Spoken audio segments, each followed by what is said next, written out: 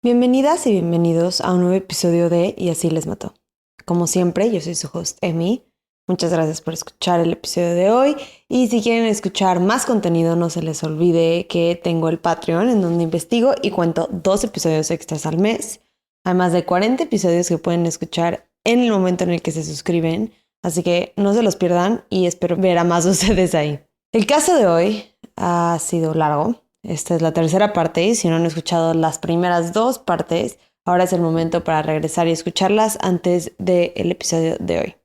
Para los que están al tanto, ahí les va un pequeño resumen.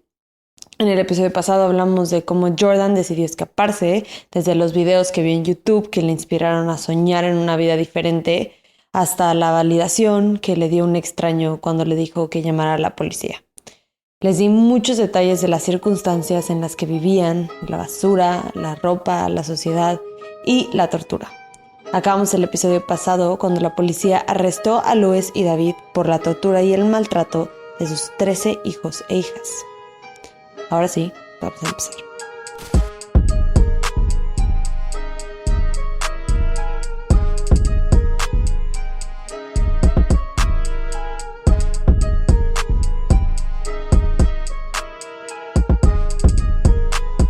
Cuando llegaron al hospital, inmediatamente los doctores y las enfermeras identificaron alguna de las heridas. Pero lo más impactante fue ver las enfermedades y malformaciones que fueron resultado directo del maltrato que sufrieron durante tanto tiempo. No era nada más que tuvieran moretones y algunas cicatrices. Físicamente, algunos iban a tener repercusiones para toda la vida. Uno de los defectos negativos o efectos negativos más obvios que vieron fue la dificultad que tenían para caminar. Como les dije en uno de los episodios pasados, sus papás se esforzaban a que estuvieran sentados o agachados todo el tiempo para que no los vieran caminando por las ventanas a algún vecino y reportara que había muchísima gente dentro de la casa pero que nunca veían a nadie salir. Y por ende casi no se movían y tenían muchos problemas caminando. Por la malnutrición, que al igual que la movilidad limitada fue muy fácil de identificar, muchos tenían el crecimiento atrasado. Por ejemplo, una niña que estaba casi en su adolescencia tenía un brazo del tamaño de un bebé de 4 meses. A otro Turpin no le funcionaba bien el corazón por la falta de nutrientes. Estos dos son los ejemplos más graves, con efectos que claramente van a tener una presencia muy importante el resto de sus vidas.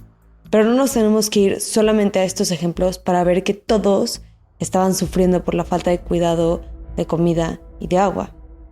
Todos los Turpin eran más chiquitos, tanto de altura como de peso, que niños de su edad. Y estas son solamente las heridas físicas. Las heridas invisibles que llevaban por dentro eran otra historia sin un arreglo fácil. Por estar aislados tanto tiempo y por la negligencia de sus papás, les hacía falta socializar. No tenían un vocabulario extenso. En muchas ocasiones decían palabras mal y hablaban un poco raro. No sabían cómo actuar, no sabían cómo funcionaba el mundo. Básicas reglas sociales que nosotros aprendimos desde chiquitos, ellos no las sabían porque simplemente no tuvieron esas experiencias ni interacciones para aprenderlas. Y creo que aquí hay un contraste muy importante que me gustaría mencionar. Para los doctores y las doctoras, tratar a estos niños, niñas, hombres y mujeres fue un día muy difícil, porque tuvieron que ver de cerca todo el abuso. Y para muchos, seguramente fue de los días más difíciles en su trabajo que tuvieron. Pero el otro lado de la moneda es que para los Turpin, este fue uno de los mejores días de su vida. Los alimentaron, los trataron con respeto y cariño, cuidaron de ellos y los hicieron sentir seguros. Jennifer cuenta que en el hospital fue la primera vez que se sintió libre. Dice que cuando escuchó música en su cuarto del hospital en el que estaba solita, se paró y empezó a bailar. Jordan se acuerda de lo que le dieron de comer en el hospital, que fue un mac and cheese, y dijo que estaba delicioso, que nunca había comido algo tan rico. Esos detalles y cosas tan insignificantes para nosotros, para ellas, fueron muy importantes. Otro ejemplo de esto es cómo Jordan describe la primera vez que fue a un parque. Dice que esa vez fue la primera vez que realmente se sintió libre. Dijo que estaba completamente hipnotizada por los olores del pasto, las flores, la brisa, que incluso se preguntó a sí misma cómo era posible que el cielo fuera mejor que esto. Me gustaría decirles que aquí acaba la historia, que estos niños fueron muy felices después de ser rescatados, pero la realidad es que todavía les faltaba mucho por vivir y sufrir. Los cargos en contra de Lois y David fueron 12 cargos de tortura, 7 de abuso de un adulto dependiente, 6 de abuso de menores y 12 cargos de detención ilegal. 4 días después de que los vincularon a proceso por todos estos delitos, el equipo legal de Lois formuló una defensa de locura porque la diagnosticaron con una enfermedad, la cual prácticamente esta enfermedad, el nombre está muy largo y la verdad ni sé bien cómo se pronuncia, pero prácticamente lo que significa esta enfermedad es un narcisismo extremo. El juez negó esta defensa diciendo que la evidencia apunta a que Lois estaba perfectamente consciente de sus acciones y las repercusiones de estas y el daño que le estaba causando a sus hijos. Independientemente de si haya sido la decisión correcta o la justa, algo que a mí me llamó mucho la atención cuando se estaba defendiendo es que le pidió al juez que la dejara regresar con sus hijos y prometió nunca volver a amarrarlos. Y para mí esta declaración es un ejemplo de cómo simplificó muchas de las cosas que estaba haciendo o cómo se las justificaba ella misma. Porque el hecho de que los haya amarrado obviamente fue algo muy grave y que no tiene justificación en ningún contexto. Pero no está en esa posición simplemente por amarrarlos. Está ahí por muchísimas acciones y decisiones que tomó 29 años de su vida, una y otra vez tomó las mismas decisiones. Y para mí, el que haya mencionado solamente el hecho de que los amarró con cadenas, me dice que no entendía la gravedad de sus acciones. O mi otra explicación para esto es que era incapaz en ese momento de sentir remordimiento por sus actos. Porque el que ella en su mente tenga A más B es igual a C y el A más B es amarré a mis hijos y entonces por ende estoy en problemas y estoy aquí en un juicio y me están amenazando con meterme a la cárcel. Para ella no hay más. Esa fue la ecuación. Y claro que eso no es la historia completa. O sea, fue un abuso de 29 años para Jennifer. O sea, imagínense eso y que ella no lo pueda dimensionar y ver realmente lo que fue, pues sí es muy preocupante. Por otro lado, David Turpin casi no colaboró con la policía, nunca quiso hablar ni dar explicaciones. Antes de su juicio no admitió nada de lo que hizo, pero tampoco negó nada. La evidencia, sin embargo, hablaba en su contra. No había forma de que un jurado no los viera como culpables, y sus abogados lo sabían. Así que decidieron hacer un trato con la fiscalía para declararse culpables y evitar ser juzgados por un jurado y posiblemente enfrentarse a peores consecuencias. Y también yo creo que no querían que muchos de los detalles que se hubieran expuesto en el juicio salieran a la luz. Obviamente mucha de esta evidencia, como se declararon culpables, no se tuvo que hablar en la corte. No tuvieron que haber muchos testigos que declararan porque no tenían que demostrar nada a la fiscalía. Estas personas ya estaban diciendo que eran culpables. Entonces, muchos de los detalles hoy no lo sabemos porque simplemente no se ha expuesto esa evidencia. Entonces, el 22 de febrero del 2019, un juez les dio una sentencia vitalicia con la posibilidad de libertad condicional después de 25 años. Como lo hemos hablado en otros episodios, el día que el juez da la sentencia, también les da la oportunidad a las víctimas o los familiares de las víctimas o sobrevivientes de hablar o de mandar unas cartas que se lean en la corte. Muchos de los niños Turpin escogieron la segunda opción, no queriendo ver a sus papás, pero también queriendo expresar lo que sentían. Sin embargo, los dos hijos más grandes fueron en persona y les dijeron todo lo que ellos querían decir. Jennifer, como ya lo saben, es la más grande. Ella habló mucho de cuánto daño le hizo vivir en esas condiciones hasta casi sus 30 años. El segundo hijo más grande se llama Joshua y en su discurso o en lo que leyó dijo que no habían palabras para describir lo que fue crecer en esa casa, pero dijo que todo eso está en el pasado y se quedó en el pasado y que él ahora está en el presente. Y cuenta que se graduó como ingeniero, que aprendió a andar en bici, a nadar y a cocinar. Y que estaba haciendo todo lo posible para aprovechar su independencia sin dejar que su pasado lo definiera. Aparte de los hijos, Lois y David también tuvieron la oportunidad de hablar. David dijo que amaba a sus hijos y que los extrañaba mucho y que esperaba poder tener contacto con ellos en un futuro y algún tipo de relación. Lois les pidió perdón y les dijo a sus hijos que no se sintieran culpables de que iban a estar en la cárcel, que ellos estarían bien. Ellos se refería a ella y David. Y sé que es algo problemático porque por un lado la única que se tiene que sentir culpable es ella. Los hijos no tienen por qué sentirse culpables ni necesitan su permiso para poder ir a vivir sus vidas sin culpa. Pero por otro lado, la psicología detrás de esto es mucho más complicada. Jordan, por ejemplo, ha dicho que se sintió mal cuando vio a sus papás en la sentencia y los escuchó hablar. Sabemos que no tiene por qué sentirse culpable, pero al final del día siguen siendo sus papás. Y se me hace natural que no quieras, como su hija, Jordan, que sufran. Y se me hace muy humano. Y algo increíble que a pesar de todo lo que sufrió por culpa de ellos, todavía pueda sentir empatía. Es algo que yo admiro mucho de ella, porque en un mundo en donde nos falta ser más humanos, deshumanizamos en muchas ocasiones a las otras personas, en las noticias, en lo que quieras, ella no lo hizo ni siquiera con sus abusadores.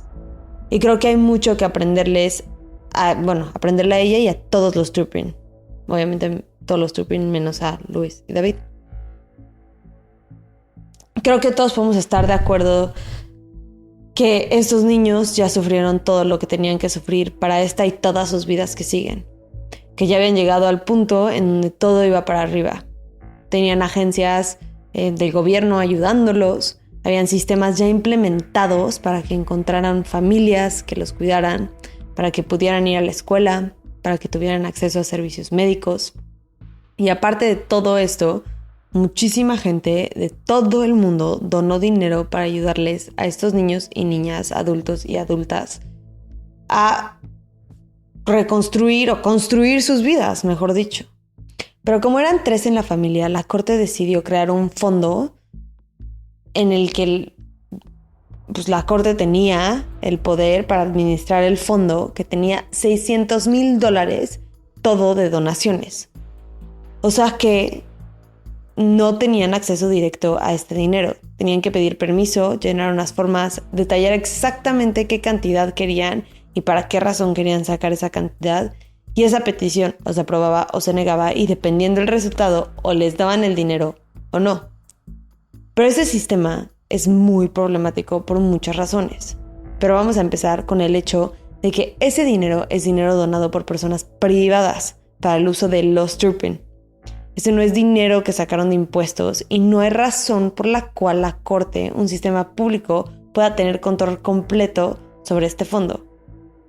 Especialmente les va otro punto problemático cuando ya hay beneficiadores de este fondo que son adultos. A mí sí me hace más sentido que hubieran dividido de igual forma ese dinero entre los 13 y que los adultos puedan tener acceso y control completamente de sus fondos cuando quieran y para lo que quieran. Porque no pierdan de vista que los Turpin adultos tenían que pagar renta porque ya no podían vivir en orfanatos como sus hermanos menores. En el momento en el que los rescataron, 7 de los Turpin eran menores de edad y 6 eran adultos. Tenían más de 18 años, o sea que legalmente eran adultos. Ahora, el Estado no abandonó a los Turpin mayores de edad como tal, pero tampoco podría decir que los ayudaron. Porque, por ejemplo, en vez de ponerlos en vecindarios seguros, limpios y ayudarles a conseguir vivienda digna, los mandaron a vivir en los peores vecindarios de la ciudad. Y de hecho, asaltaron a uno de los Turpin cerca de su casa. Pero eso no es todo. A veces no tenían en dónde dormir porque no tenían suficiente dinero para pagar su renta. Tenían que vivir en los sofás de amigos o de diferentes casas de hermanos y hermanas. En muchas ocasiones no tenían dinero para comida y tenían que ir a iglesias para poder alimentarse. Jordan, por ejemplo, fue un caso un poco diferente porque Jordan era menor de edad cuando arrestaron a sus papás. Tenía 17 años, pero pues estaba muy cerca de cumplir los 18. Entonces estuvo muy poco tiempo en la casa hogar antes de que la sacaron sin aviso, sin que le dieran algún tipo de entrenamiento o capacitación para encontrar trabajo. Y acuérdense que nunca fue a la escuela. O sea, ni siquiera tenía unas bases para entrar al mercado laboral. Tampoco le dieron ningún plan de vivienda, nada. Prácticamente la sacaron a la calle y la dejaron en la calle. Como les empecé a explicar, necesitaban pedir permiso para sacar cualquier cantidad de dinero del fondo de las donaciones. Este fondo estaba controlado por una mujer llamada Vanessa Espinosa. Vanessa fue apuntada por un juez para ser la guardiana de todos los Turpin. Y tenía prácticamente que asegurarse de que estuvieran seguros, que tenían en dónde vivir, que tuvieran acceso a educación, que tuvieran acceso a comida. Y como pueden ver, claramente no hizo un buen trabajo. De hecho, ni siquiera era su trabajo principal ser guardiana y trabajar en el gobierno. Vanessa también era agente de bienes raíces y claramente para ella los Turpin no fueron ninguna prioridad ni ayudarlos nada. Porque además de todo lo que ya les dije, no era ni para contestar sus preguntas. Por ejemplo, cuando le preguntaban cómo usar transporte público, que ellos nunca habían usado, o algo tan simple como cómo cruzar la calle o cómo accesar sus beneficios médicos, ella les decía que buscaran en internet.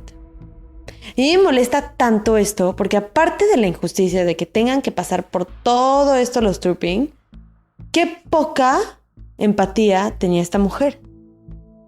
Con ella también hacían las peticiones de dinero y a veces negaba sus peticiones de cosas básicas. Por ejemplo, Joshua, que fue el que habló en la sentencia de sus papás, tenía 29 y él pidió dinero para conseguir un modo de transporte. Como lo vean, un modo de transporte es una necesidad básica. Pero para darles el beneficio de la duda a Vanessa, yo cuando leí esto dije, bueno, puede que haya pedido una gran cantidad para un coche nuevo o un coche, no sé, que haya querido algo medio extravagante. Pero por supuesto que estaba equivocada. Y Joshua lo único que pidió fue dinero para comprarse una bicicleta, lo único. Y le dijeron que no. No entiendo por qué. Parece que les querían hacer la vida, no solamente que no los querían ayudar, que les querían hacer la vida más difícil. O sea, se me hace inexplicable que no los quisieran ni los estuvieran ayudando. Y no solo no los estaban ayudando, eran realmente un estorbo en su desarrollo.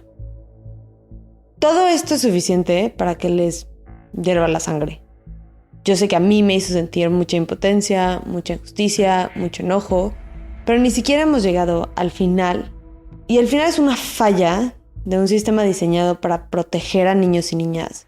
Es una falla tan enorme que apenas se puede creer y es realmente inexplicable.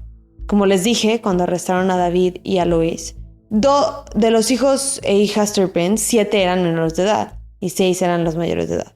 Jordan y un hermano estaban cerca de cumplir 18, entonces pasaron poco tiempo en la casa hogar. Y aún así, Jordan describió el abuso emocional en esa casa hogar peor que el que vivió con sus papás.